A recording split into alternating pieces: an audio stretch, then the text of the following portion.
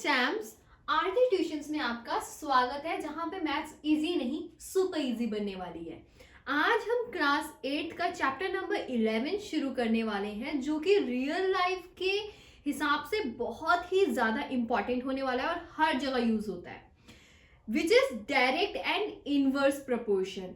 अगर आप ये चैप्टर सही समझ गए तो शॉपिंग हो, कुकिंग हो, ट्रैवलिंग हो, इवन प्रोजेक्ट वर्क, सब कुछ इजी मोड में ऑन हो जाएगा। So let's start.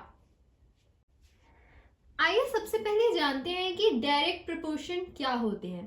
तो जैसा कि बोर्ड में आप देख सकते हैं, अगर दोनों साथ में इंक्रीज हो रहे हैं या फिर दोनों साथ में डिक्रीज हो रहे हैं, तो that is the case of direct proportion. Imagine करो आप एप्पल्स खरीद रहे हैं, 1 kg के हैं आपके पास ₹80, ठीक है। यू हैव टू पे ₹80 फॉर 1 kg। 2 किलो लेने हैं तो आप ₹160 पे करेंगे। 3 kg लेने हैं तो आप पे करेंगे ₹240।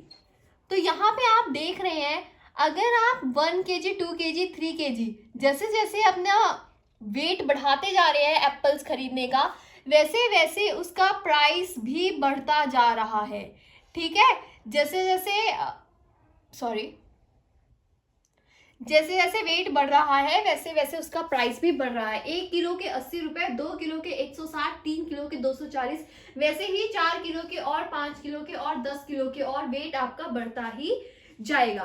तो यहाँ पे ध्यान से देखा है आपने, क्वांटिटी बढ़ रही है, प्राइस भी बढ़ रहा है। सिमिलरली अगर क्वांटिटी घट रही है, 3 किलो मैं ले रही थी, अब मैं 2 किलो ले रही हूँ तो मेरे को कम पैसा देना है, 1 किलो ले रही हूँ तो और कम पैसा देना है। तो जैसे जैसे मेरी क्वांटिटी कम हो रही है वैसे वैसे मेरा अमाउंट भी कम होता जा रहा है। समझ आ रही है मेरी बात? जब दोनों वैल्यूज आपकी सेम डायरेक्शन में मूव करें, we call it direct proportion.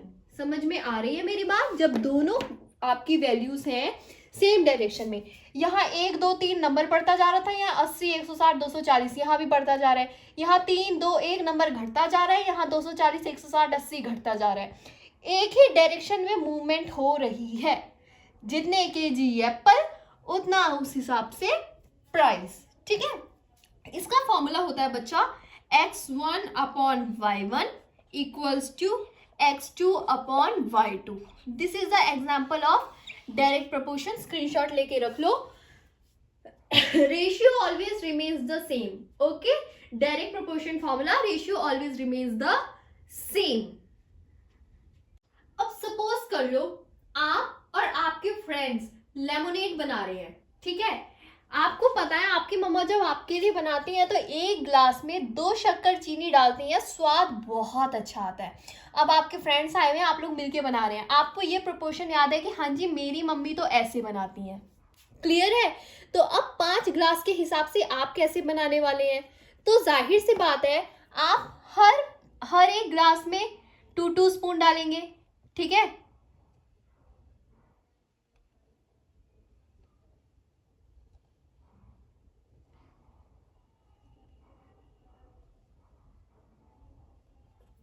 हर एक ग्लास में मैंने 2 स्पून डाले। अब मेरे टोटल स्पून कितने हो गए? 1 2 3 4 5 6 7 8 9 10।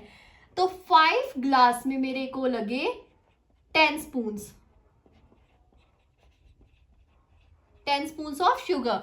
एक ग्लास में मुझे 2 स्पून लगा, 5 ग्लास में 10 स्पून लगे। तो मैंने नोटिस किया जैसे जैसे मेरे ग्लास बढ़ते जा रहे हैं वैसे वैसे मेरे स्पून ऑफ शुगर्स भी बढ़ते जा रहे हैं। तो ग्लास बढ़े, शुगर भी बढ़ेगी। This is the case of direct proportion. उम्मीद करती हूँ समझ आया होगा, ठीक है। अब कुछ न्यूमेरिकल बेस सॉल्व करके देखते हैं, दिमाग और ज्यादा शार्प होगा। The question is, if 3 notebooks cost ₹75, find the cost of 7 notebooks। इसे हम डायरेक्ट प्रोपोर्शन के मेथड से ही निकालने वाले हैं। मैंने आपको फॉर्मूला बताया था, you remember the formula I told you? Wait, let me write it again. x1/y1 equals to x2/y2। You remember this formula? If don't, then please remember it। बहुत इंपॉर्टेंट फॉर्मूला है, ठीक है। अब क्वेश्चन आपको समझ आ गया? 3 कॉपियां 75 रुपए की, 7 कॉपियां कितने रुपीस की, तो उसे वैल्यू के हिसाब से पुट करो। मैंने x लेट कर दिया कॉपीज को, तो 3 थी आपके पास 75 की। x1 be the notebooks, y1 be the cost of the notebook. Okay, अब अगर आपको 7 नोटबुक्स निकालनी है तो उसका प्राइस गेस करो। मैंने लेट कर लिया x, ठीक है। अब क्रॉस मल्टीप्लाई कर दो। इस केस में क्या करना है आपको, क्रॉस मल्टीप्लाई करके निकालो। जल्दी से कमेंट में बताओ, देखती हूँ कौन कौन बता पाता है, अदरवाइज पॉज करके फिर मैंने तो बता ही देना है। तो यहाँ पे देखो, जब मैंने क्रॉस मल्टीप्लाई किया 3x will be equals to 75 into 7। 75 into 7 क्या आ जाएगा आपका 525। तो फिर अब आप इसको डिवाइड कर दो, 525 और 3 इधर आके डिवाइड में चला जाएगा। 3 1 जा 3, 3 1 जा 3, 4 5 22, 3 7 जा 21, 1 3 5 जा 15, 175। तो x की वैल्यू हो गई आपकी 175। तो आप कह सकते हैं आपकी 7 notebook will be cost to ₹175। आ रही है मेरी बात समझ में? आई होप आपको समझ आ रहा होगा, ठीक है। डायरेक्ट रिलेशन, सिंपल रेशियो, कोई अलग लॉजिक नहीं, अलग मैथ्स नहीं। अब समझते हैं कि हमारा डायरेक्ट प्रोपोर्शन ऐसा है, तो इनवर्स प्रोपोर्शन कैसा है। इनवर्स प्रोपोर्शन में बच्चा क्या होता है, 1 इंक्रीजेस अदर डिक्रीजेस और अदर डिक्रीजेस 1 इंक्रीजेस।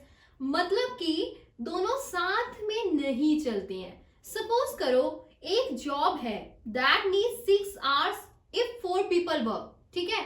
उसमें 4 लोगों की जरूरत है और 6 घंटे में वो काम पूरा किया जा रहा है। अगर लोग ज्यादा आ जाएं तो टाइम भी कम लगेगा ना बेटा, ज्यादा लोग टाइम कम। तो मतलब एक जगह बढ़ रहा है ग्राफ तो दूसरी जगह ग्राफ गिर रहा है। आ रही है मेरी बात समझ में? और अगर कम लोग तो टाइम ज्यादा। अब टाइम गिर रहा है तो फिर लोग ज्यादा है टाइम कम। ये मैच नहीं कर रहा है प्रोपोर्शन, ठीक है। सो जब one value increases the other decreases, it is called the inverse proportion. It is called the inverse proportion. इसका फॉर्मूला क्या है, x1 into y1 equals to x2 into y2। ये फॉर्मूला इजी सा है, याद कर लो, ठीक है। ये दोनों फॉर्मूले इस चैप्टर में बहुत इजी और बहुत इंपॉर्टेंट है। Okay, the product stage the same. Product हमेशा इन दोनों का सेम रहता है। इससे जब ये सॉल्व करेंगे सेपरेटली, तो दोनों तरफ आपका प्रोडक्ट जो है वो इक्वल आएगा। क्लियर है बात? एक छोटा सा रिलेटेबल एग्जांपल ले लेते हैं। समझ लो आप लोग बिरयानी बना रहे हो सारे दोस्त मिलके, ठीक है। जब तक आपका एक दोस्त अकेला बिरयानी बना रहा था, उसको एक बिरयानी बनाने में 4 घंटे लग रहे थे। फिर भावना परिवर्तन होता है, 4 दोस्त मिलकर अब बिरयानी बनाने लगते हैं, तो आप देखते हैं कि 1 ही घंटा लगा। जितने टाइम में वो अपने चावल धो रहा है, उतने टाइम में आप लोगों ने बिरयानी का सारा वेजीज वगैरह चॉप करके रख दी, ठीक है। आ रही है मेरी बात समझ में? तो जब आपके पास कुक कम था तो आपको टाइम ज्यादा लगा, और जब कुक बढ़ गए तो आपको टाइम कम लगा। This is the inverse proportion. Clear है? More people less time, this is the inverse proportion. अब एक जल्दी से इसका भी न्यूमेरिकल कर लेते हैं। हाँ जी, your question is 5 workers take 12 days to finish your work. How many days will 8 workers take to finish the work? ठीक है, 5 वर्कर्स को 12 दिन लग रहे हैं काम करने में, तो 5 की जगह अगर 8 वर्कर्स आ जाए तो कितना टाइम लगेगा। फॉर्मूला मैंने लिख दिया है अपने रेड मार्कर से, अब सिर्फ वैल्यूज को पुट करना है, ठीक है। x1 5 days इंटू कितना टाइम लगा, 12 days, ठीक है। 5 वर्कर्स को 12 days लगे। नेक्स्ट 8 वर्कर्स को कितने डेज लगेंगे वो मैं एक्स लेट कर रही हूँ, ठीक है। अब दोनों तरफ प्रोडक्ट इक्वल आना चाहिए, मैंने ये सिचुएशन बताई थी। तो 5 12 का क्या होता है 60। Now 8x। अब x की वैल्यू इधर ले जाओ, 8 इधर आके डिवाइड में चला जाएगा ना, तो x इक्वल्स टू 60/8। जब आप इसको डिवाइड कर लेंगे तो आपको पता चलेगा x की वैल्यू है 7.5 डेज। 5 वर्कर्स को जो काम करने में 12 दिन लग रहे थे, अगर उसकी जगह 8 वर्कर्स रख लिए जाए तो अब आपको 7.5 डेज लगेंगे, मतलब पूरे 8 दिन भी नहीं लगेंगे, ठीक है। आ गई बात समझ में? डायरेक्ट और इनवर्स में अगर आप कंफ्यूज हो रहे हो, ये मैजिक डिफरेंस याद कर लो, क्लियर हो जाएगा। ये दो लाइन याद कर लो, difference is clear. Direct proportion में सेम डायरेक्शन, इनवर्स प्रोपोर्शन में अपोजिट डायरेक्शन। मतलब कि अगर दोनों वैल्यूज ऊपर जा रही हैं या दोनों वैल्यूज इकट्ठे नीचे जा रही है, साथ ही ऊपर नीचे कर रही हैं,